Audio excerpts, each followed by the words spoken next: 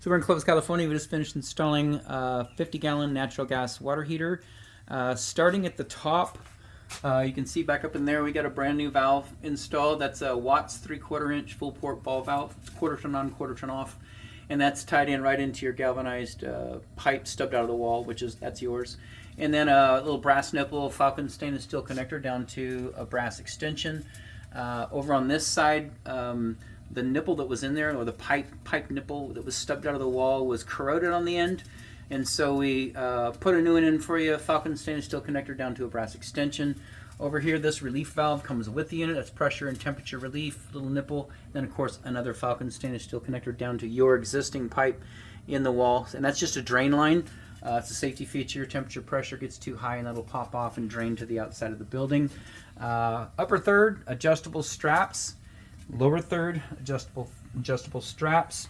Down here, a brand new gas valve, and then of course a brand new gas connector. We did mount it to the side wall. The old one was just free floating in this cavity because you've got a gas line down there running around the back, and it's about 2.5 inches off the wall. And so this was not really strapped to a wall. That's fine, but we like them against a wall. So now we're up against the sidewall here. So instead of being just kind of floating in there, you've got this is completely strapped against the sidewall. Because that pipe is sticking out so far, and because your old one was a 40-gallon skinny, so it was about 20 inches in diameter, or 18 inches in diameter, tiny water heater. This one's a full 22. You can see right here at the front, it just peeks off the edge a little bit. You can see that just barely, okay? But this is all sleeve. Keep in mind, this outer 2 inches, this is a shell. Inside is 2 inches of insulation. Then the tank is on the inside. So the tank is sitting on the stand. It's just this shell, and the insulation is barely, it's about a 1/2 inch poking off the edge. Burner is lit about approximately 120 degrees there, so that's hot. 120, there's actually a little arrow right there that points to it. And then A130, B140, C150, very hot, 160.